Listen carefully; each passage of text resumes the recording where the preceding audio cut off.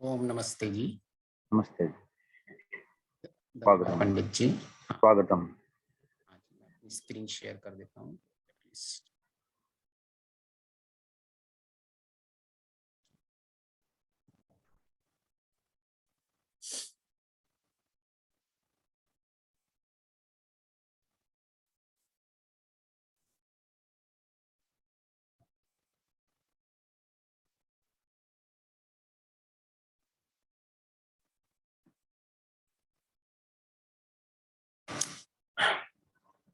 हाँ जी, विवेक जी, मेरी screen, Swati ji screen दिख रही है? जी दिख रही है जी। जी ठीक है। हमारा मुख्य लक्ष्य, मुख्य जो टॉपिक है, हम उसी के ऊपर सारे सब टॉपिक्स लेते जा रहे हैं। और मुख्य टॉपिक हमारा सेल्फ के ऊपर है।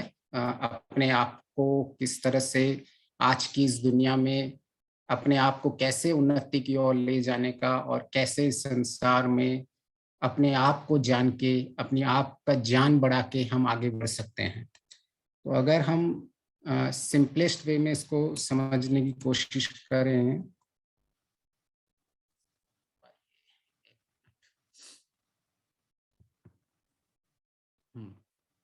तो मतलब मॉडर्न लैंग्वेज में सिंपलेस्ट टर्म में हम अपने आप को समझने की कोशिश कर रहे हैं कि कैसे हम सेल्फ इग्नोरेंस में रहते हैं। हमारे जो दुख का कारण है वो सेल्फ इग्नोरेंस है। हमें करना क्या है? सेल्फ प्यूरिफिकेशन है। जब हम अधर्म पे चलते हैं तो होता क्या है? सेल्फ डिग्रेडेशन होता है। आखिर हमें दुख मिलता क्यों है? क्योंकि हमें सेल्फ कंट्रोल नहीं होता है। हम इतने दुख में लगातार रहते हैं, उसका कारण क्या है? क्योंकि हम सेल्फ कंट्रोल में नहीं रहते हैं। अगर हम दुख के रूट में चले जाएं तो उसका रीजन क्या है? वो इनर थॉट्स है, हमारे सेल्फ थॉट्स हैं जो हमें दुख पहुंचाते हैं। हमारा एक्चुअली सेल्फ कॉन्फिडेंस नहीं रहता है, इसीलिए हम आगे बढ़ नहीं पाते हैं। हमारा सेल्फ स्टीम लो होता है। तो आप देखोगे तो मुख्य आइदर किसी भी मॉडर्न वर्ल्ड में भी देखोगे तो उनका सारा कंसंट्रेशन भी सेल्फ पे ही रहता है। तो अगर हम कौन से भी इस समाज भी स्तर पे जिए, आइदर हमारी आध्यात्मिकता एज अ प्रायोरिटी हो या हमारी social life as a priority हो, हमें अगर हम अपनी लाइफ को जितना सेल्फ मैनेज्ड होते हैं उतना उतना हम कह सकते हैं कि हमारे जीवन में से दुख कम होता है और सुख बढ़ता रहता है। तो आज का मुख्य टॉपिक है हमारा किस तरह से हम स्पिरिचुअल लाइफ और मटेरियल लाइफ में बैलेंस करें। आज सबसे मुख्य चीज अगर समाज में देखें कि हम दो एक्सट्रीम्स देखते हैं। आइदर लोग बहुत भौतिकवादी जा रहे हैं और दूसरे एक्सट्रीम्स हैं जो आज हम स्पिरिचुअल लाइफ में देख रहे हैं, जो एक नेगेटिव थॉट्स फैला रहे हैं समाज में। हम ऐसे बहुत सारे एक उदाहरण आ चुके हैं जिस तरह से समाज में स्पिरिचुअलिटी के नाम पे लोगों को गुमराह किया जा रहा है। तो अगर ये दोनों ही चीज में अगर हमको अगर सेपरेट सेपरेट एक्सट्रीम्स देखते हैं तो आज कहीं ना कहीं समाज में इसका इम्बैलेंस चल रहा है। तो अगर हम मटेरियलिस्टिक लाइफ तो सब बहुत समझते हैं, सबको पता है कि किस तरह से हम भौतिकवादी इस जीवन को जी रहे हैं। कहीं ना कहीं हम स्पिरिचुअलिस्टिक लाइफ को समझ नहीं पा रहे हैं, स्पिरिचुअल वे ऑफ लिविंग को समझ नहीं पा रहे हैं कि कैसे ये मेरी लाइफ के अंदर एक बहुत बड़ा परिवर्तन ला सकता है, और कैसे मैं समाज में मैं अपने लक्ष्य को प्राप्त कर सकता हूं, और कैसे ये मुझे एक आनंदपूर्ण सुखपूर्वक जीवन को प्राप्त करने के लिए ये मुझे सहायक है। तो आज हम एजुकेशन तो बहुत दे रहे हैं समाज में। आज कोई इंजीनियरिंग स्किल्स डेवलप कर रहा है, आज कोई मेडिकल स्किल्स डेवलप कर रहा है, कोई बिजनेस स्किल्स डेवलप कर रहा है। सारी स्किल्स लोग डेवलप कर रहे हैं, लेकिन फिर भी सुख प्राप्त नहीं कर रहे हैं। तो ऐसी क्या कमी है हमारे जो हम समझ नहीं पा रहे हैं कि इतने सारे मटेरियलिस्ट वर्ल्ड में इतना सारा हमारा एजुकेशन सिस्टम में फंडामेंटली कहाँ कमी हो गई है? हमारा ऐसा कैसे एजुकेशन सिस्टम बन चुका है कि सारी स्किल्स डेवलप हो रही हैं, लेकिन जिस स्किल्स का लक्ष्य है सुख प्राप्त करना, आज जो भी कोई इंजीनियरिंग स्किल्स, मेडिकल स्किल्स, जितनी भी स्किल्स डेवलप कर रहा है उसका लक्ष्य है सुख प्राप्त करना। लेकिन वो स्किल्स डेवलप करने के बाद भी वो सुख प्राप्त नहीं कर पा रहा है। वो कला उसमें नहीं मिल जा रही है, उसके पास सारी भौतिक कलाएं हैं, लेकिन उन सारी कलाओं को यूज करने के बाद भी वो किस तरह से अपने सुख के लक्ष्य को प्राप्त नहीं कर पा रहे हैं आज के जमाने में। तो वो basic lack of spiritual skills हैं, उसमें basic lack of life skills हैं। जिस दिन हमारे एजुकेशन सिस्टम में लाइफ स्किल्स एक मेन सब्जेक्ट होगा और बाकी ये प्राइमरी सब्जेक्ट होगा और बाकी सारी skills as a secondary subject होगा, तो हमारे समाज में एक ऑटोमेटिकली एक संतुलन क्रिएट रहेगा। तो जिस वक्त हम आध्यात्मिकता को समझ जाएंगे कि ये कला है कि कैसे मैं संसार में सुखपूर्वक जी के और अपना जो लक्ष्य है उस लक्ष्य को भी हासिल करूं और उस बैलेंस पूर्वक करके मैं एक म्यूचुअल अंडरस्टैंडिंग के साथ जी सकता हूं, उस आर्ट को, उस स्किल्स को आध्यात्मिक स्किल्स कहते हैं। मतलब इन शॉर्ट में आध्यात्मिक वो चीज है जिससे हम एक स्किल्स डेवलप कर देते हैं कि हम जीवन के अंदर किस तरह से अपने प्रॉब्लम्स को, हमारे चैलेंजेस को, हमारे डिफिकल्ट सिचुएशंस को, हमारे टर्बुलेंस को, हमारे रिएक्टिव जो भी रिस्पॉन्सेस हैं उनको पॉजिटिव रिस्पॉन्सेस को कन्वर्ट कर सकते हैं, कैसे हम अपने नेगेटिव थॉट्स को पॉजिटिव थॉट्स में कन्वर्ट कर सकते हैं, कैसे हम खुश रह के, सुखी रह के हम इन चैलेंजेस को हंसते हंसते सामना कर सकते हैं, उसको कहते हैं आध्यात्मिकता। तो आध्यात्मिकता जिस वक्त आध्यात्मिकता इस संसार में स्टैब्लिश हो जाएगी इस तरह से, डेफिनेटली ये संसार में सुख बढ़ता जाएगा और दुख कम होता जाएगा। तो आज आध्यात्मिकता को न समझने के कारण ये सारे इश्यूज क्रिएट हो रहे हैं संसार के अंदर। तो उसका जैसे मैंने कहा मुख्य रीजंस के मुख्य कारण क्या है इनके, जो हमारी लाइफ इतनी इम्बैलेंस चलती है, उसका एक ही कारण है कि जब हम मटेरियल हैप्पीनेस, भौतिक वर्ल्ड में जब हम सुख प्राप्त करने की कोशिश करते हैं विदाउट मॉरल वैल्यूज, विदाउट धर्मा, जब हम अर्थ और काम, जब हम पैसा, सिक्योरिटी और डिजायर्स जब करते हैं, विदाउट धर्मा करते हैं, विदाउट मॉरल वैल्यूज करते हैं, तब हमारे जीवन में मटेरियल हैप्पीनेस कभी भी सुख नहीं दे पाती है। और स्पिरिचुअल वाले क्यों फिर भी दुखी रहते हैं? क्योंकि आइदर उनके पास आधा स्पिरिचुअल नॉलेज है, आधा आध्यात्मिक नॉलेज है, या सिर्फ आध्यात्मिक जानकारियां हैं लेकिन आध्यात्मिक कोई प्रैक्टिकल नॉलेज नहीं है, या जिनको थोड़ा बहुत आध्यात्मिकता का प्रैक्टिकल होता है तो उनको आध्यात्मिकता में श्रद्धा ही नहीं रहती है कि जो मैं कर रहा हूं, जो मैं जिस तरह से मैं स्पिरिचुअलिटी में आया हूं उसका पर्पस क्या है, किस तरह से मैं उसको परिपक्वता लाऊं। तो वो आध्यात्मिकता इमेच्योरिटी के कारण आध्यात्मिकता इम्बैलेंस क्या कहा जाता है उसको। तो अगर आपको इस जीवन में एक संतुलन वे में जीना है तो आप में आध्यात्मिकता परिपक्वता भी होनी चाहिए, और आप में जब भौतिक जीवन जी रहे हैं तो उस भौतिक जीवन में जीने की जो इस कला को यूज करना है, हम उस कला को यूज कर पाए। तो अगर हम इन दोनों एक्सट्रीम्स को समझेंगे तभी ही हम जीवन में सुख प्राप्त कर पाएंगे। अदरवाइज ऐसा नहीं कि मैं आध्यात्मिक में आ गया बगैर कोई एक परिपक्वता लाए तो मुझे सुख प्राप्त हो जाएगा, या मैं सिर्फ मटेरियल हैप्पीनेस में करोड़ों रुपया कमाऊंगा तो मुझे सुख प्राप्त होगा। ये दोनों एक्सट्रीम्स में नहीं होगा। आपको एक समन्वय बना के चलना पड़ेगा, एक बैलेंस्ड वे में अप्रोच में चलना पड़ेगा, तभी ही हम इस जीवन का, इस लाइफ का जो पर्पस है उस पर्पस को रीच कर सकते हैं।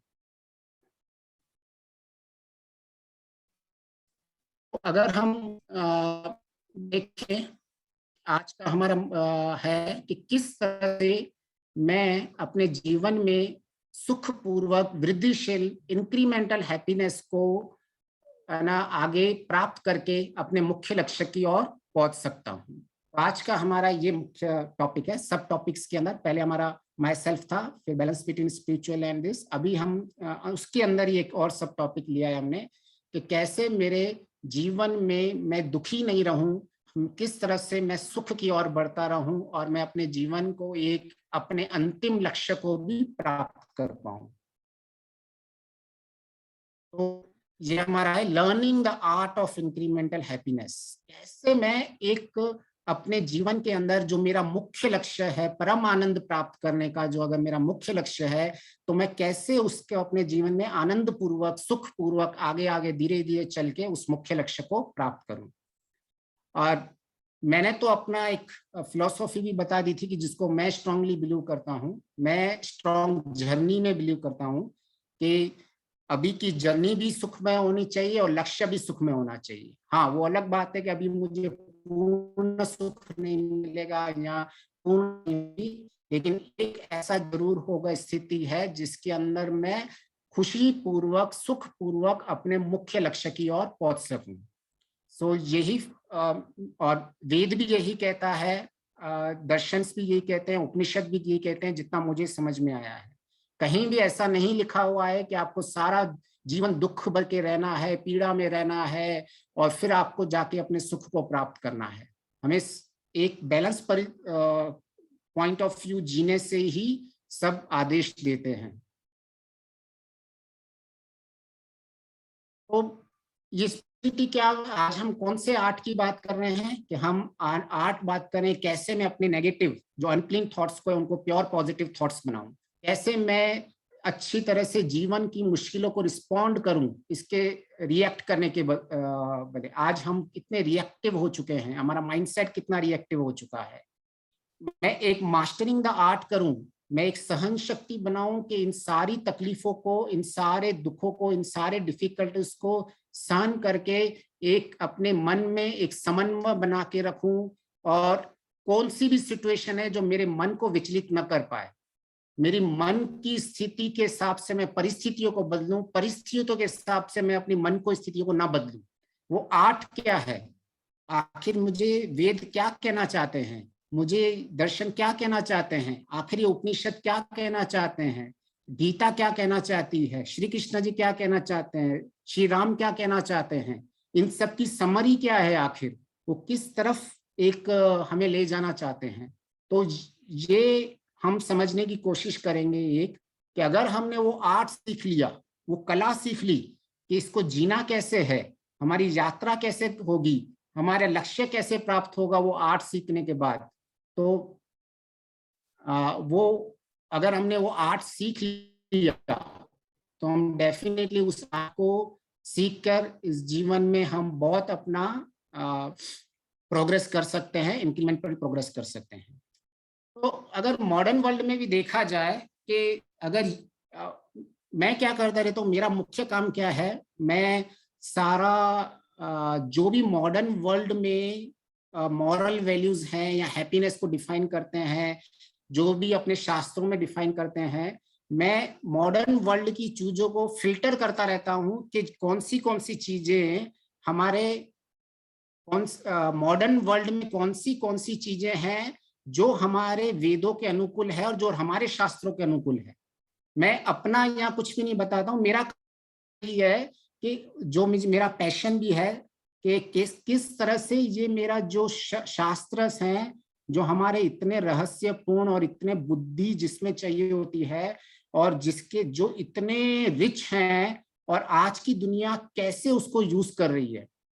तो अगर उसी चीज को अगर मैं कंसंट्रेट करता हूं तो मुझे तो समाज में ज्यादा नेगेटिविटी दिखती नहीं है, क्योंकि मेरा फोकस सिर्फ वही रहता है। हाँ, समाज में अधर्म है, उसको कोई हम नकारक नहीं कर सकते हैं, हमें वो स्वीकार करना पड़ेगा कि समाज में नेगेटिविटी है, लेकिन हमारा क्या अप्रोच है, हम क्या देख रहे हैं, हमारे हाथ में वही है। तो मैं सिर्फ इतनी कोशिश करता रहता हूँ समाज में, मॉडर्न वर्ल्ड में कौन सी चीजें ऐसी चीज हैं जो अलाइंड हैं विथ हमारे शास्त्रों के साथ। तो अगर आप समाज में भी हैप्पीनेस को अगर डिफाइंड कर सकते हैं, ये सब मॉडर्न लोगों के मैं करता हूँ, तो वो भी यही कहते हैं कि मटेरियल पोजीशन सिर्फ आपको थोड़ी देर के लिए पीक लेके आएंगी और फिर आपका मटेरियल पोजीशन कभी हैप्पीनेस नहीं देगी। तो आप ये कर्व को देख रहे हो, ये मॉडर्न फिलोसफर साइकोलॉजी में जो फिलोसॉफी में बिलीव करते हैं उनकी बात बता रहा हूँ। अपने शास्त्र तो ये अपने ऋषि मुनि तो बहुत सालों से बोल गए हैं उन्होंने, लेकिन ये मॉडर्न वाले लोग क्या कहते हैं वो देखिए। ये सब कुछ कोई पीएचडी होल्डर है, कोई स्कॉलर्स हैं, बड़े बड़े जो ब्लॉग्स लिख रहे हैं, उन सब का जो कलेक्शन ऑफ मटेरियल है कि मटेरियल हैप्पीनेस आपको ज्यादा सुख नहीं दे सकती है। अगर आपको सुख थोड़ा लॉन्ग टर्म ज्यादा चलना चाहिए समय के साथ, तो आपको एक्सपीरियंसेस के साथ जीना पड़ेगा, वास्तविक ज्ञान के साथ जीना पड़ेगा। और अगर आपके जो बेसिक ह्यूमन नीड्स हैं, शेल्टर, फूड, लव और जो भी सेफ्टी है, फिर आपकी जो हॉबीज हैं, वो भी अगर थोड़ा थोड़ा आपकी अगर है ना आनंद बढ़ाती है, सुख बढ़ाती है, तो उसके बाद भी आपका एक सैचुरेटेड स्टेट आ जाता है। उसके बाद भी आप में कोई क्षमता नहीं है इस दुनिया के अंदर कि आपको उसके बाद भी एक सुख प्राप्त हो सके। तो आप ज्यादा से ज्यादा एक सर्वाइवल से एक कंफर्ट जोन में जा सकते हैं, कंफर्ट जोन से आप एक लग्जरी जोन में जा सकते हैं, लेकिन उस लग्जरी जोन के बाद there is no way that you can get the fulfilment. उसके बाद हम एक ओवर कंजम्पशन में चले जाते हैं और फिर हमारा लाइफ इम्बैलेंस रहता है। ये मॉडर्न वर्ल्ड का फिलॉसफी है, और ये पूरे के पूरे रियलाइज कर रहे हैं कि हमारे शास्त्र जो इतने हजारों सालों से हमारे जो शास्त्र बोल रहे हैं, वो धीरे धीरे उस लाइन में सब आ रहे हैं। तो मतलब अगर हम मॉडर्न वर्ल्ड में जी भी रहे हैं तो there is lot of positivity है। हमें इतना नेगेटिव जीने की जरूरत नहीं है कि आज संसार बहुत ही पीछे चल चुका है, अधर्म बढ़ गया है, हमें ज्यादा नेगेटिव नहीं होती है। आज तो एक्चुअली हमें टेक्नोलॉजी का यूज करना है। पहले तो चलो आप एक घर में थे, एक गांव में थे, तो आपको गांव में अगर कुछ लोग आपके माइंडसेट के नहीं मिल रहे तो आप बोल सकते थे कि ठीक है, मुझे मेरे पॉजिटिव लोग जो मेरा माइंडसेट वाले नहीं मिल रहे हैं।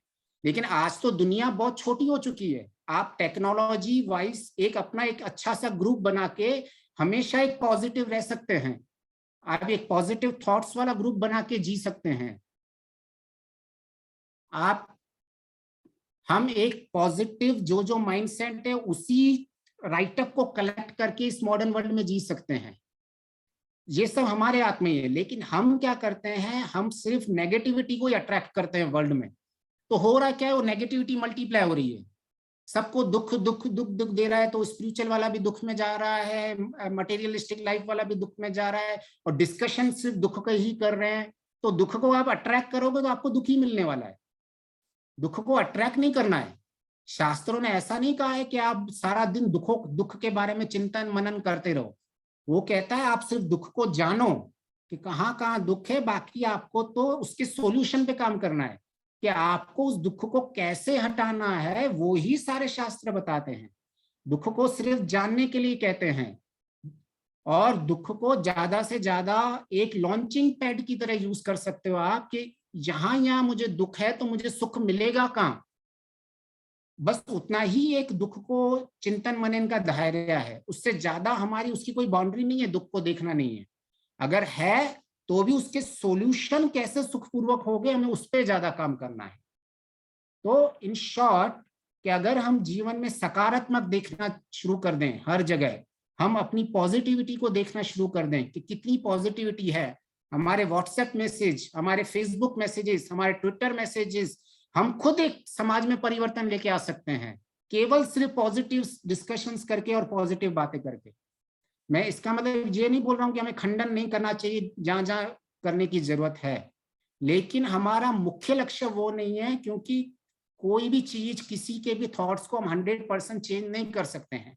लेकिन हम अपने पॉजिटिव थॉट्स से, अपने विचारों से हम दुनिया में सकारात्मक ला सकते हैं। तो हमें जितना हो सके बैलेंस्ड लाइफ में हमें सकारात्मक वे में जीने की कोशिश करनी चाहिए। तो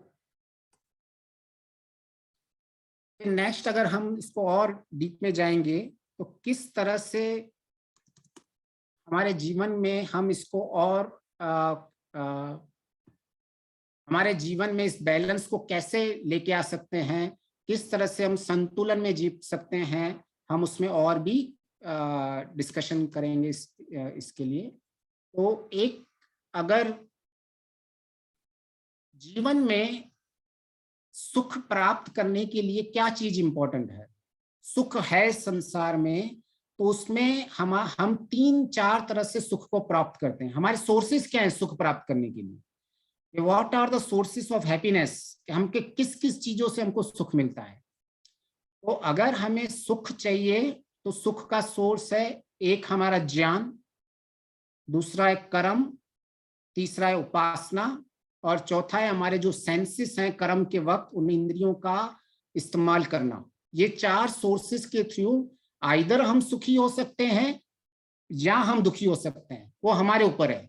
अगर हमारा शुद्ध ज्ञान नहीं है तो हम दुखी होंगे, अगर हमारा शुद्ध ज्ञान है तो हम सुखी होंगे, अगर हमारा शुद्ध कर्म है तो हम सुखी होंगे, अगर अशुद्ध कर्म है तो दुखी होंगे। इसी तरह हमारी उपासना अगर शुद्ध है तो हम सुखी होंगे, अगर अशुद्ध है तो हम दुख रहेंगे। तो जब हमारे जीवन के अंदर हम जी रहे हैं शुद्ध कर्म, ज्ञान, कर्म और उपासना से, तो हमारे जीवन में सुख बढ़ता है। तो ये तीन सोर्सेस हैं हमको इस जीवन में, जो सारे शास्त्र कहते हैं आप शुद्ध ज्ञान, कर्म, उपासना से अगर जीवन जी रहे हो तो आपके जीवन में सुख बढ़ेगा। अगर हमारे जीवन में सुख नहीं बढ़ रहा है, दुख कर रहा है, तो कहीं ना कहीं इन तीनों में से हमारी कुछ न कुछ शुद्ध नहीं है। हम कहीं ना कहीं हमारे जीवन में अभी तक हम ज्ञान, जिस ज्ञान को शुद्ध मान रहे हैं वो अभी तक सिर्फ जानकारियों लेवल पे है। हमारे जीवन में अभी तक वो शुद्ध ज्ञान आया नहीं है। शुद्ध ज्ञान होता है प्रैक्टिकल नॉलेज।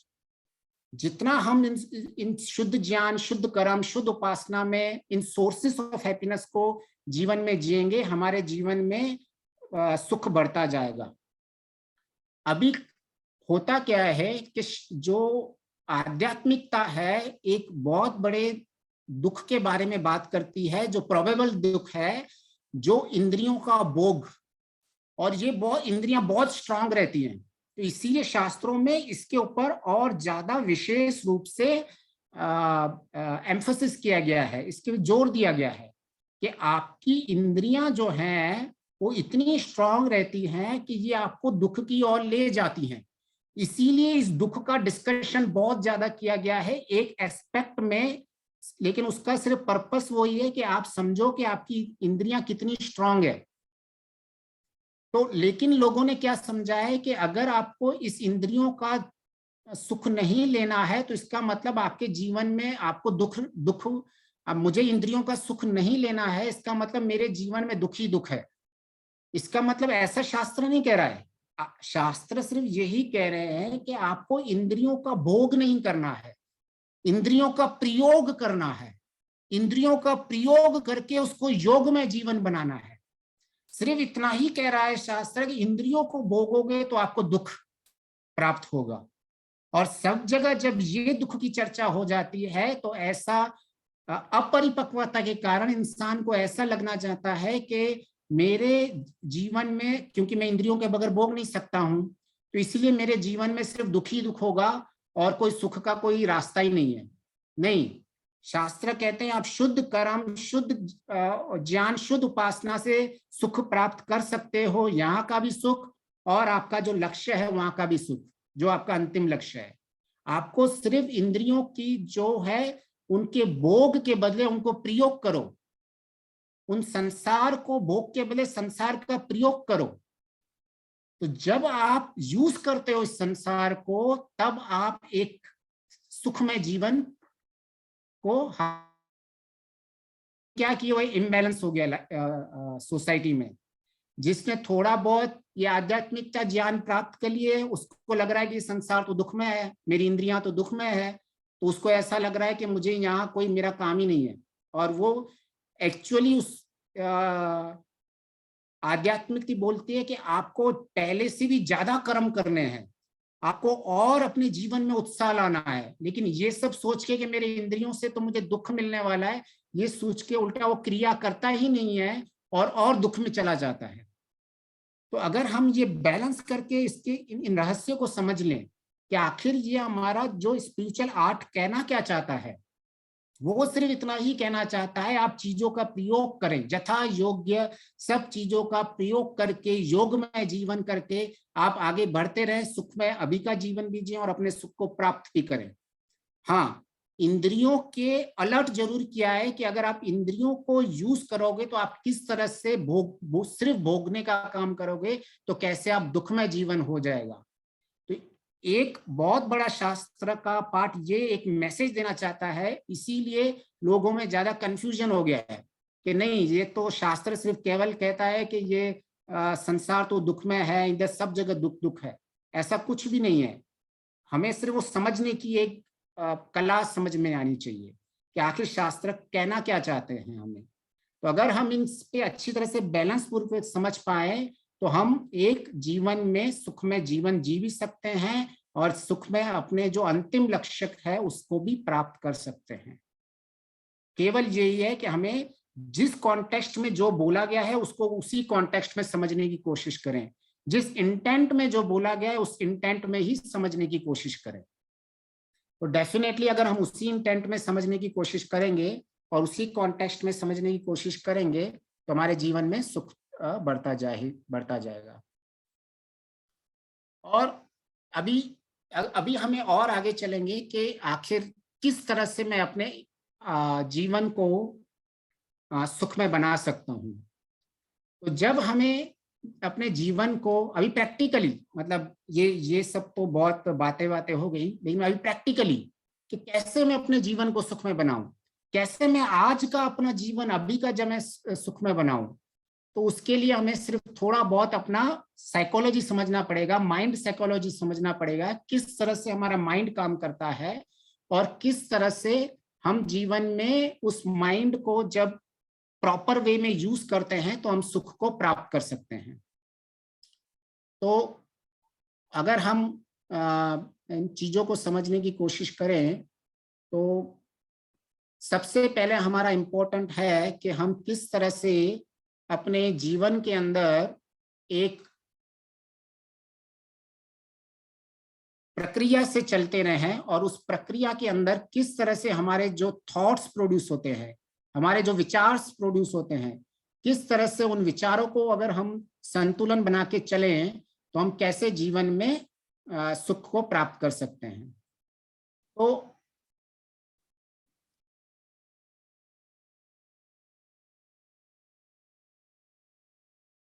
मेरी स्क्रीन जस्ट शेयर नहीं हो रही थी तो मैं फिर से शेयर कर रहा हूँ।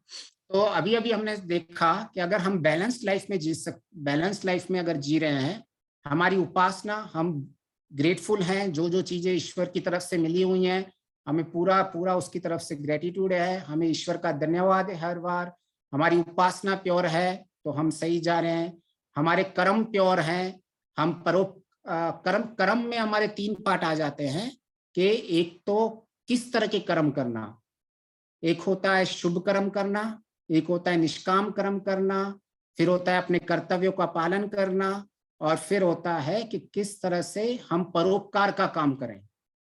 तो जितना हम शेयर विद अदर्स करते हैं, जितने हम परोपकार का काम करते हैं, अपने जीवन में सुख बढ़ता जाता है। तो अगर हमारे जीवन में प्योर नॉलेज है, प्योर कर्माज हैं और प्योर उपासना है तो हमारी लाइफ बैलेंस्ड है। ये थोड़ा भी इम्बैलेंस गया तो स्पिरिचुअलिटी एंड मटेरियलिस्टिक लाइफ में इम्बैलेंस हो जाएगा। तो हमें हर बार चेक रखना चाहिए कि मैं कहाँ जो हूँ, कहाँ मेरी अज्ञानता है, कहाँ मेरी ज्ञान का मैं उपयोग कर रहा हूँ। तो अगर हम इसके पीछे बेसिक साइंस समझने की कोशिश करेंगे तो उसके बेसिक साइंस ये है कि जब हमको स्टार्ट कहाँ से करना पड़ेगा, जब हम इस संसार में जी रहे हैं तो 2 तरह के संसार होते हैं। एक होता है बाहर का संसार जो हमें भौतिक दिखता है और जहां हम अपने आप को चलते हैं। एक संसार है हमारे मस्तिष्क में, जो संसार बहुत बड़ा हमने बनाया हुआ है। जो हमारा अंदर का संसार है वो ईश्वर ने क्रिएट नहीं किया हुआ है। बाहर का संसार जो है ईश्वर ने क्रिएट किया हुआ है, अंदर का संसार हमने क्रिएट किया हुआ है। और ये संसार जो हमने क्रिएट किया है, ये हमारे विचार हैं, हमारे आइडियाज हैं, हमारे बिलीफ्स हैं, हमारी इच्छाएं हैं, हमारे कॉन्सेप्ट हैं, हमारी जो हेट्रेड भावनाएं हैं, हमारी जो क्रोध की भावना है, ये सारी भावनाओं से हमने अंदर का संसार क्रिएट किया हुआ है। तो हमें हमेशा ये 2 चीजों का ध्यान रखना पड़ेगा। जब भी मैं संसार की बात करता हूं तो हमें 2 संसार हमेशा हमारे माइंड में क्लिक होने चाहिए। एक संसार मेरे अंदर है और एक संसार मेरे बाहर है। प्रॉब्लम इधर हो जाती है, सिर्फ हमारा पूरा कॉन्सेंट्रेट बाहर के संसार के ऊपर होता है। हमारी चीजें सिर्फ बाहर की चीजों को लोगों पे कंट्रोल करने के लिए, वो ठीक हो जाए, वो ऐसा कर रहा है, वो ऐसा कर रहा है, हमारी दृष्टि सिर्फ बाहर की तरफ होती है। तो जब तक हमें ये एहसास नहीं होगा कि हमारे दो तरह के संसार है, एक ईश्वर ने बनाया है बाहर का संसार, और एक संसार जो हम बनाते हैं, उस संसार को जब तक हम अंदर का संसार नहीं बदलेंगे, हमारा बाहर का संसार में कभी प्रगति नहीं होने वाली है। तो हमें मुख्य तौर से इस चीज को समझने की कोशिश करनी पड़ेगी कि दो तरह के संसार होते हैं। अभी अगर हमारे दो तरह के संसार हैं, तो किस तरह से संसार के अंदर हम इनको समझने की कोशिश करें कि ये संसार मेरा कैसे चलते हैं, ये दोनों के संसार। तो ये बाहर के संसार हम इन 5 इंद्रियों से चलते हैं, जो हम पता है, लेकिन इन 5 इंद्रियों का अगर हम सही से उपयोग करें, अगर हम सही से अगर इन इंद्रियों का उपयोग करके इसको योग में बना दें, तो यही इंद्रियां हमारे लिए सहायक हो जाती है। इन्हीं इंद्रियों को अगर हम भोग पूर्वक बनाएंगे, तो इन्हीं इंद्रियों के कारण हमारा बाहर का संसार भोग पूर्वक भी हो जाता है, और हमारे अंदर जो जाता है वो भी पोल्यूटेड हो जाता है। तो हमें सिर्फ इतना ही करना है कि हमें इन इंद्रियों का यथा योग्य प्रयोग करना है। बस वो कला हमने सीख ली कि हमने इस मन को कैसे प्रयोग करना है, बुद्धि को कैसे प्रयोग करना है, अपने टच सेंसिटिविटी को कैसे प्रयोग करना है, आंखों का कैसे प्रयोग करना है, इन सब चीजों को कैसे प्रयोग सिर्फ कैसे करना है, हमें सिर्फ वो ही सीखना रहता है। तो अगर हम इन चीजों को समझ पाएंगे, तो अगर हमें अभी एक चीज, हमारा जो संसार है, इन संसार के अंदर मुख्य तरह से जो हम बोलते हैं सेल्फ प्यूरिफिकेशन, अगर हमारा ट्रांसफॉर्मेशन करना है हमारे अंदर का, तो हमें सिर्फ एक ही चीज से ट्रांसफॉर्मेशन करना होता है कि जितनी भी हमारी अपवित्र चीजें हैं, हमारा डर है, क्रोध है, द्वेष है, अहंकार है, दंभ है, और ये जो 5 क्लेश है हमारे, और फिर जो हम इन सत्व रज तम है, जो ये हमारे गुण कैसे चेंज होते हैं, इन सब को अगर हम समझ के प्रॉपर ट्रांसफॉर्मेशन की तरह यूज करें, तो यही सब चीजों को हम प्यूरिफाई इजीली कर सकते हैं इंक्रीमेंटली। जस्ट हमें इंक्रीमेंटल प्यूरिफिकेशन करना है, एक छोटी सी माइंड की साइकोलॉजी को समझ जाना है कि मेरा जो भी परिवर्तन करना है, मुझे अंदर परिवर्तन करना है। इतनी सी सिर्फ माइंड साइकोलॉजी को हम करेक्ट कर पाए कि अगर मैंने अपने अंदर चेंज कर दिया, तो बाहर अपने आप चीजें चेंज हो जाएंगी, तो हमारा पूरा जीवन सफल हो सकता है। बस सिर्फ स्टार्ट हमें अपने आप से करना है। जब तक हमारा सेल्फ फोकस्ड नहीं होगा, तब तक हम कभी भी न समाज में परिवर्तन लेके पाएंगे, न हम अपने आप में परिवर्तन लेके आएंगे। तो कई बार लोगों को ऐसा लगता है कि ये तो बहुत स्वार्थपूर्ण जीवन है, कि सिर्फ अपने बारे में सोचना, अपने बारे में सोचा, और लोग समाज के बारे में ज्यादा सोचने लग जाते हैं। अरे मुझे तो समाज में परिवर्तन लेके आना है, मुझे समाज को चेंज करना है, समाज में बहुत अधर्म फैला हुआ है, समाज में ये सब करना है। तो ये सेल्फ ऐसा नहीं कहता है कि जब आप अपने आप पे करो तो समाज को डाइल्यूट कर दो। ये कहता है कि अगर आपको समाज में भी परिवर्तन लाना है, तो सबसे पहले परिवर्तन आपको अपने आप में लाना पड़ेगा। भिखारी किसी को भीख नहीं देता है। आप क्या लोगों को संपत्ति से ना, हम लोगों को संपत्ति से और भी संपन्न करेंगे जब हम खुद एक भिखारी की तरह जी रहे हैं। किसी को दान देके आपको समाज में संपन्न करना है, तो आपके पास होना चाहिए ना। आप समाज में क्या बांटना चाहते हो? वही जो आपके अंदर है। बटेगा तो वही जो आपके अंदर है। तो जब तक आपकी अंदर की क्लीनलीनेस नहीं होगी, आप पैरेलल आपको बाहर भी क्लीनलीनेस नहीं कर पाओगे।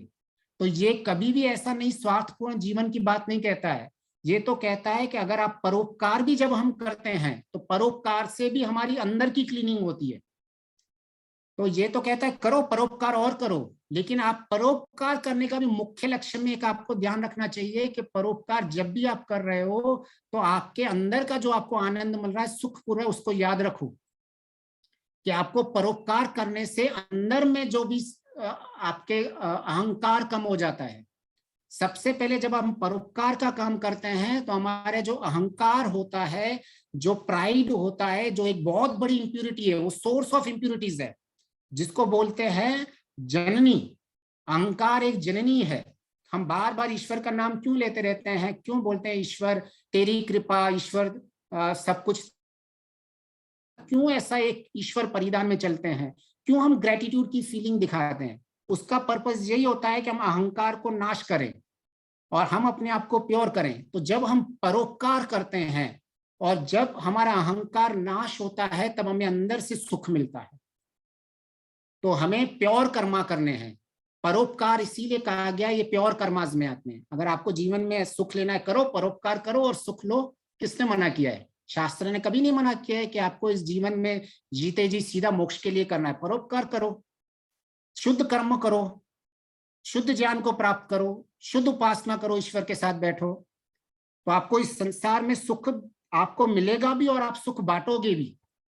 हमें ये बैलेंस लाइफ करके चलना ही पड़ेगा। क्या हमको वेद बोलते हैं, क्या हमको हमारे शास्त्र बोलते हैं, थोड़ा भी आपका इम्बैलेंस हो गया तो आपका यहाँ से संसार भी छूट जाएगा और आपकी अंदर की दुनिया भी छूट जाएगी और आप फ्रस्ट्रेटेड हो जाओगे, आपके जीवन दुख में हो जाएगा। आपको लगेगा मेरे जीवन में परिवर्तन क्यों नहीं हो रहा है। मैं तो बहुत ही एक अच्छा एक धार्मिक इंसान हूँ, मैंने बहुत सारा ज्ञान प्राप्त किया है। तो ऐसे ज्ञान प्राप्त नहीं होता है, ऐसे इंसान धार्मिक नहीं बनता है। इसके लिए बहुत एक अंदर मेहनत करनी पड़ती है, अंदर के संसार के अंदर मेहनत करनी पड़ती है। बस सिर्फ अंदर के संसार के अंदर आप मेहनत करो, बाहर अपने आप बनता जाएगा। अगर हम सिर्फ ऐसा ही कहना चाहते हैं, हमको पता है ना कि रावण भी कोई राम से कम विद्वान नहीं था। अगर हम study point of view, information point of view, सिर्फ शब्द ज्ञान पॉइंट ऑफ व्यू को समझने की कोशिश करें तो क्या कमी थी रावण में? कोई शब्द ज्ञान की कमी नहीं थी, शब्द ज्ञान का भंडार था रावण। लेकिन क्या अंत हुआ उसका? एक अहंकार ने उसको मार दिया। मतलब एक एक अहंकार आपकी इंप्योरिटी ऐसी है जो आपको पूरा का पूरा नाश कर सकती है, कितने भी आपके बड़े के बड़े शब्द ज्ञानी क्यों नहीं हो जाए। दुर्योधन का क्या हुआ? क्या दुर्योधन धर्म को नहीं जानता था? दुर्योधन ने तो साफ साफ कहा है, धर्म को तो जानता हूं लेकिन मेरे धर्म में रुचि नहीं है। धर्म को मान नहीं पा रहा था वो। तो हमें ये सब चीजों को डेप्थ में अंदर की ओर समझना पड़ेगा कि मेरा अंदर की तरफ कोई भी थॉट, हमारे एक मुंह में कंकर भी आ जाता है तो हम उसको थूक देते हैं, लेकिन हमारे दिमाग में इतने गंदे गंदे विचार आते रहते हैं, क्रोध के विचार, द्वेष के विचार, दम के विचार, अहंकार के विचार, ऐसे इतने सारे विचार आते हैं और हम कोई क्लीनिंग कर ही नहीं रहे। तो जब और एक सिंपल घर में बाहर भी झाड़ू लगता है तो हमको अच्छा लगता है, सुख मिलता है ना। तो हमको अगर हम बाहर झाड़ू लगा रहे हैं, बाहर पोछा लगा रहे हैं, बाहर सफाई कर रहे हैं, तो भी हमारे को देखने से ही सुख मिल जाता है कि हाँ आज सब चीजें व्यवस्थित पड़ी हुई हैं, लेकिन अंदर कोई चीज व्यवस्थित ही नहीं है। तो जब हम अंदर के संसार के अंदर जब तक फोकस नहीं करेंगे, तो वो अंदर के संसार में हम क्लीनिंग नहीं करेंगे, हम अंदर के संसार में परिवर्तन नहीं करेंगे, तब तक हमारा बाहर का संसार में कभी परिवर्तन नहीं होने वाला है। उल्टा आपके जीवन में और अशांति आ जाएगी जब हम दिखाना कुछ और चाहते हैं और करना कुछ और चाहते हैं। मैं ये स्लाइड्स बना दूं और मुझे लगे कि बहुत ज्ञान हो जाए, तो ये इससे ज्यादा मेरी मूर्खता इससे ज्यादा कोई नहीं होगी। ये सिर्फ मैं एक इंफॉर्मेशंस गैदर कर रहा हूं और मैं उन इंफॉर्मेशंस को अंदर ही अंदर समझने की कोशिश करता हूं, एक यात्रा में हूं। तो मुझे हमेशा ये याद रखना है कि जब मैं राम को याद कर रहा हूं, मैं कृष्ण को याद कर रहा हूं, तो मैं साथ साथ में रावण के दुर्गुणों को भी याद कर रहा हूं कि किस तरह से रावण ने सिर्फ शब्द ज्ञान करके अपना पतन किया था। तब भी मैं यही सोचता हूं कि हमें सिर्फ ये प्रेजेंटेशन बना के काम नहीं करने हैं। मैं अपने आप को कोई सर्टिफिकेट नहीं दे सकता कि मैंने सिर्फ इतनी सारी प्रेजेंटेशंस बना रहा हूं मतलब मैं बहुत ज्ञानी हो गया। मैं एक सिर्फ इतना सा ही कह सकता हूं कि मैं एक इंफॉर्मेशंस को गैदर कर रहा हूं। ये इंफॉर्मेशंस जब तक मेरे अंदर में क्लीन नहीं लेके आएगी और मेरे व्यवहार में नहीं दिखेगी, तब तक मुझ में भी परिवर्तन नहीं आने वाला है। तो ये एक सच्चाई है, जैसे हमको हर बार सेल्फ इंट्रोस्पेक्शन करना पड़ता है।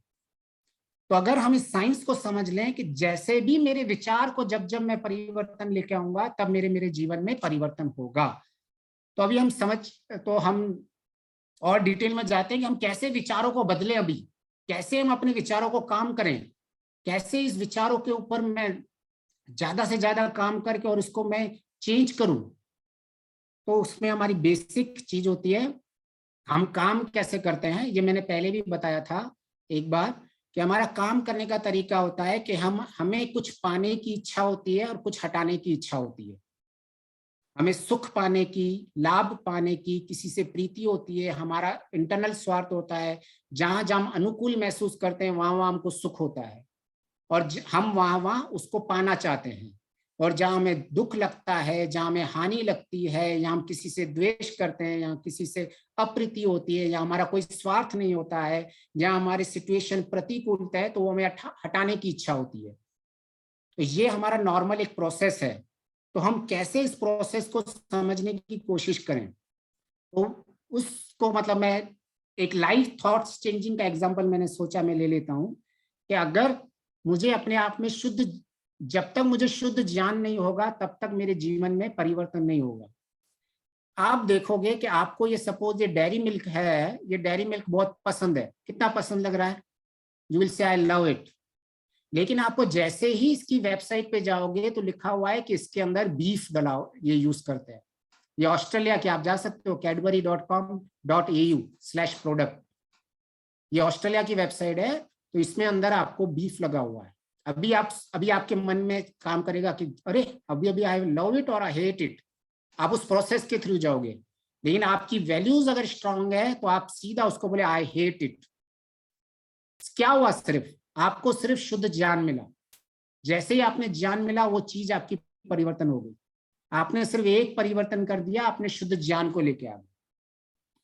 ऐसे ही अगर हमारे जीवन में किसी भी चीज को अगर हमें शुद्धता मिलती है तो हम उसको छोड़ सकते हैं, और किसी भी जो हमें अधर्म युक्त है उनको छोड़ते जा सकते हैं। सिर्फ परिवर्तन एक ही करना है, हमारे थॉट्स में परिवर्तन।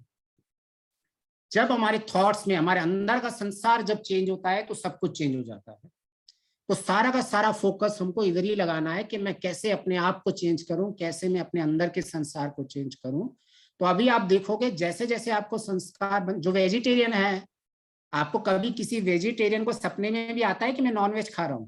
नहीं आता है। तो उसने कैसे अपने थॉट्स को इतना स्ट्रांग बना दिया है कि उसमें कभी भी जीवन में आता ही नहीं है वो। तो ऐसे ही जब आपके ज्ञान में परिवर्तन हो जाएगा, शुद्ध हो जाएगा, आपके थॉट्स चेंज हो जाएंगे, तो आपका जीवन में परिवर्तन दिखेगा। इसको बोलते हैं संस्कारों पे काम करना। जो योग दर्शन में जो बताए गए हैं, अपने प्रसुप्त अवस्था, तनु अवस्था, विच्छिन्न अवस्था, उदार अवस्था और फाइनली दग्ध बीज अवस्था। तो फाइनली इन क्लेशों की अवस्थाओं पे जब जब हम काम करना शुरू कर दोगे तो आपके जीवन में जैसे जैसे, मतलब ऐसा नहीं है कि मैं 5 क्लेश पूरे के पूरे मर जाएंगे तो ही मुझे सुख मिलेगा। जैसे जैसे जीवन में क्लेश कम होते जाते हैं सुख बढ़ता जाता है, जैसे जैसे क्लेश कम होते जाते हैं आपका सुख का ग्राफ बढ़ता जाता जाएगा।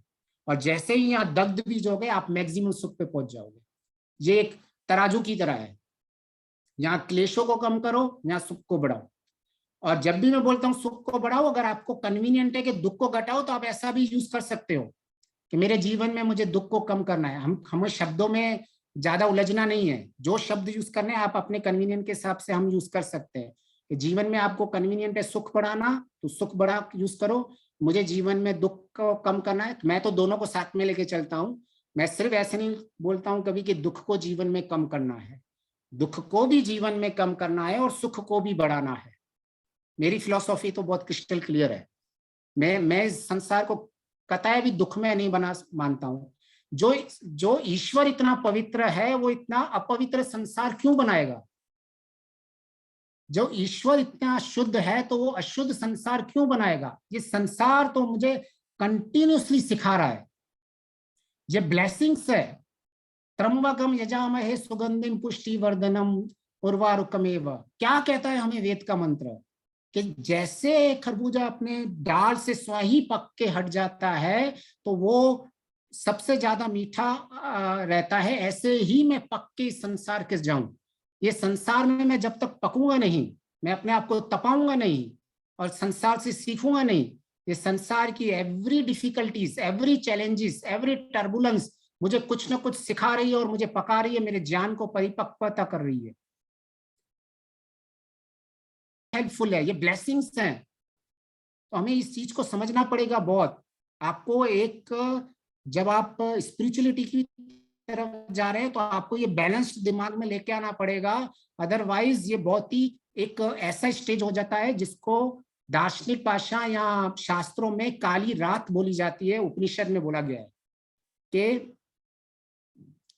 जब संसार, उसका संसार भी छूट जाता है और अंदर के संसार में भी उसमें आध्यात्मिकता बढ़ती नहीं है, तो उपनिषदों में उसको काली रात एक साधक के लिए बोला गया है। वो हर एक साधक उस पाथ से जाता है, लेकिन अगर आप उस पाथ में फंस गए, बवंडर में, तो निकलना बहुत मुश्किल है। इसलिए हमको मेक श्योर करना पड़ेगा कि जब हम मेक श्योर कर रहे हैं कि किस तरह से संसार का भोग, प्रयोग, योग, ये तीनों चीजें आपके दिमाग में हमेशा घूमनी रहनी चाहिए। एक एक विचार में हमारा नजर रहनी चाहिए कि मेरे कैसे विचार आ रहे हैं। तो अगर हम अपने अभी विचारों को देखें तो हमारी किस तरह से हम सोचते हैं, तो हम जब भी सोचते हैं तो हमारे 4 तरह के सोचें बनती हैं। एक तो हम आवेशपूर्ण, कोई भी हमारे दिमाग में कोई भी विचार आ जाती है और हम बोलते रहते हैं बगैर एग्जामिन किए हुए। कुछ आया, किसी ने कुछ बोल दिया और हम क्रोधित होकर बोल दिए, कोई कंट्रोल ही नहीं है दिमाग पे, कोई मतलब ऐसा थॉट के ऊपर देखने का कोई तरीका ही नहीं इंसान ने रखा हुआ है। इम्पल्सिव मशीन बन गया है, एक तरफ गन्ना डालो दूसरा जूस निकले, बस किसी ने बोला ही नहीं और बाहर सीधा स्टार्ट हो जाता है इंसान। इसको बोलते हैं इम्पल्सिव, आवेशपूर्ण थॉट्स, थिंकिंग। दूसरा होता है मैकेनिकल थिंकिंग, जो आपकी बुद्धि रहित सोचते रहते हैं और जो हमारी आदतें बन चुकी हैं। एक बार हमारी आदतें बन जाती है तो हमारी बुद्धि ज्यादा उस पर यूज नहीं करते हैं। तो जो हमारी एक बार खराब आदतें बन चुकी हैं, वो आदतों के वश में हम चलते रहते हैं मैकेनिकल वे में। मशीन चल रही है ना, इस तरह से मशीन को सिखा दिया है पहले ऐसे करना है, ऐसे करना है, ऐसे करना है, ऐसे मैकेनिकल वे में चलते जाते हैं हम। तो इसको बोलते हैं बुद्धि रहित जीना, बस अपनी आदतों के हिसाब से। किसी को सिगरेट पीने की आदत है, मुझे किसी को शराब पीने की है, किसी को ड्रग्स की है, किसी को निंदा चुगली की आदत पड़ चुकी है, किसी को डर की आदत, किसी को क्रोध की आदत, बस जीता जा रहा है इंसान। इसको बोलते हैं मैकेनिकल वे ऑफ थिंकिंग। तीसरा बहुत इंपॉर्टेंट है, जिसको हमारा बार बार शास्त्र में बोला है कि आप विचार पूर्वक हर एक को चीजें, आप हर एक चीज को एग्जामिन करें कि क्या सही है क्या गलत है, उसको एक्सेप्ट करके, डिसेप्ट करके, चिंतन मनन निधिध्यासन के बोला गया है शास्त्र में। हर चीज के ऊपर जब तक चिंतन मनन निधिध्यासन नहीं है तब तक हमें कोई भी काम नहीं करना चाहिए जीवन में। इसको बोलते हैं विचार पूर्वक जीना। आखिरी, जब कोई साधक, जब कोई इंसान ऐसी बुद्धि तक पहुंच जाता है जो उसका सारी जो भी धर्म की वैल्यू है उसके अंदर एक स्वाभाविक बन जाती है, तब उसको बोलते हैं संस्कार दग्धबीज अवस्था। अब उसके सच बोलना उसके स्वभाव ही आ चुका है, उसको अभी कोशिश नहीं करनी पड़ती है। अरे मुझे जीवन में सुख पाना है तो इससे मैं सत्य बोलूंगा तो मुझे इससे ये फायदा होने वाला है, मैं झूठ बोलूंगा ये नुकसान, ये एनालिसिस नहीं चलता है। उसका स्वभाव ही है सत्य बोलना, उसका स्वभाव ही है वो संतोषपूर्ण जीता है, उसका स्वभाव ही है वो तपपूर्ण जीता है, ईश्वर परिधान चलता ही रहता है। तो अगर हम इन सिंपल सिंपल चीजों को समझने की कोशिश करें तो ये इतना ज्यादा एफर्ट नहीं है, लेकिन कहीं ना कहीं इम्बैलेंस की वजह से हमें ज्यादा एफर्ट्स लगाने पड़ते हैं। तो अगर हम इन 4 वे को सोचें कि हम सोचते कैसे हैं, हमारे एक एक थॉट के ऊपर समझने की कोशिश करें और हम विचार पूर्वक डेलिबरेटली कि नहीं मुझे ये आया, मैं सोचूंगा इसके बारे में, इससे में क्या फायदा है क्या नुकसान है, उसका चिंतन मनन करूंगा, फिर निधिध्यासन करूंगा, मैं शास्त्रों का प्रयोग करूंगा, मैं एक इंक्रीमेंटल वे में चलूंगा। तो हमें समझना पड़ेगा कि हम किस तरह से हमारे जीवन को हम आगे ले जाना चाहते हैं। तो हम बहुत सारा जीवन तो अपना विचार पूर्वक जीते हैं, जिसमें हम अपने संस्कारों को तनु की स्टेट में लेके जाते हैं, और ये एक जब हमारे जीवन में हम एक स्वभाव की स्थिति में आ जाती है, तब जाके हमारे संस्कार दग्ध बीज अवस्था में जाते हैं। तो इस तरह से अगर हम हर एक चीजों को सोचें, समझें, अपने थॉट प्रोसेस को चेंज करें, तो हम अपने थिंकिंग को चेंज कर सकते हैं। और जैसे ही इंटरनल थिंकिंग चेंज हो गई, सुखी सुख, जैसे ही मेरे क्लेश कम हो गए, सुखी सुख, तो इसको बोलते हैं इंक्रीमेंटल मास्टरी ऑफ थॉट्स, कि मैं अपने विचारों पे कैसे मास्टर बन जाऊं। मुझे तो सबसे पहले इम्पल्सिव, ये मैकेनिकल या ये जो बुद्धि रहित जो मेरी आदतें हैं, मुझे उनको तो सारी हटाना है। मेरे हर एक चीज के अंदर, मेरे थॉट के अंदर एक परिवर्तन आना चाहिए। तो जैसे जैसे ये, तो हर एक तर्क लगना चाहिए, आपको तर्क देना पड़ेगा कि मैं ऐसा क्यों सोच रहा हूँ, कि मैंने ये क्यों अपनी आदत बना दी है, मैं क्यों अपनी आदत से ऊपर नहीं आ रहा हूँ। तो तर्क दो अपने आप को कि मेरे ये एडवांटेजेस है, ये डिसएडवांटेजेस है। तो जैसे ही आपकी इसको शास्त्र में आत्मविनिग्रह बोला गया है कि मैं अलर्ट रहता हूं, हर एक क्षण एक अलर्ट रहता हूं कि मेरे दिमाग में क्या चल रहा है। तो मेरे पास, जब भी मैं अलर्ट रहता हूं, मेरे दिमाग में क्या चल रहा है, तो मेरे पास चॉइस है कि मैं कैसे सोच सकता हूं। लेकिन मैं अलर्ट ही नहीं हूं। हमारे जीवन में आलस्य और प्रमाद इतना बड़ा हुआ है कि हमारे माइंड में क्या चलता रहता है, हम अलर्ट ही नहीं होते हैं। अगर मैं एक बार अलर्ट हो गया, तो मेरा माइंड को मैं अभी चॉइस करूंगा कि नहीं, ये मेरी जो पुरानी आदत है मुझे ब्रेक करनी है, मैं इसको परिवर्तन ला सकता हूं। एक बार मैंने अपने आप में परिवर्तन ला दिया, या मैंने ऐसा सोच भी लिया कि मुझे परिवर्तन लाना है, अभी मैं मेक श्योर करूंगा कि मैं परिवर्तन को मॉरल वैल्यूज के हिसाब से, जो भी मुझे संसार में मॉरल वैल्यूज यूज करनी है, मैं उन सब मॉरल वैल्यूज के अलाइंड करूं, जो भी धर्म में कहा गया है, अहिंसा, सत्य, आपको धर्म में ठीक, उसको गीता की वैल्यूज ठीक लगी, रामायण की, श्री कृष्ण की वैल्यूज ठीक रही है, वेद की वैल्यूज ठीक रही है, उनको अलाइंड कीजिए हर एक थॉट को। और आप फिर कुछ ना कुछ गलतियां करेंगे, लेकिन आप फिर चॉइस कीजिए कि मैं इन गलतियों से सीखूंगा।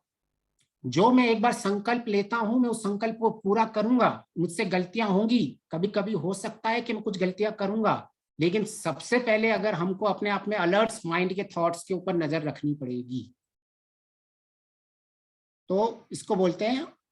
और सबसे ज्यादा इंपॉर्टेंट टूल जिसको यूज किया जाता है, जो शास्त्रों ने बोला है कि अगर आपके जीवन में, आपके जीवन के अंदर की जो गंदगी निकालनी है, आपके जीवन के थॉट्स निकाल, और थॉट्स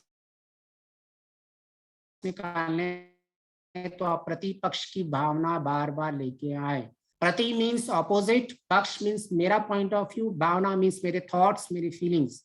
अगर मैं हर एक नेगेटिव थॉट्स को उसका ऑपोजिट पॉजिटिव थॉट्स लेके आ जाऊं, तो मैं शांति से जीवन में जी सकता हूं, मेरे थॉट्स में परिवर्तन हो जाएगा।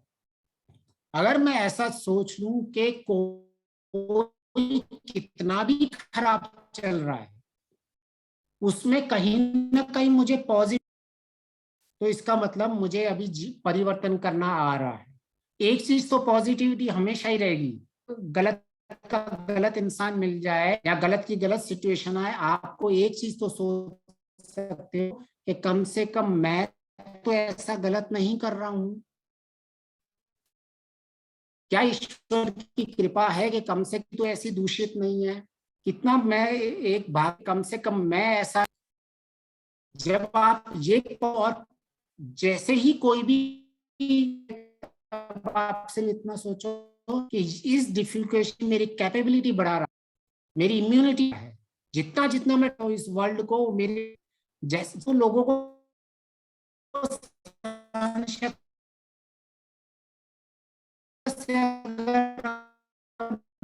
प्रतिपक्ष की भावना से जीने की कोशिश करेंगे, तो ये बहुत क्लीनिंग टूल है सबसे। मतलब क्या आज ऐड आती है ना, सर्फ एक्सेल, एरियल, ऐसे ही मन का ये डिटर्जेंट है। सबसे बेस्ट डिटर्जेंट डाला गया है प्रतिपक्ष की भावना। तो अगर हमने ये प्रतिपक्ष भावना ये डिटर्जेंट यूज किया और सब में कुछ ना कुछ सेंटली क्वालिटीज देख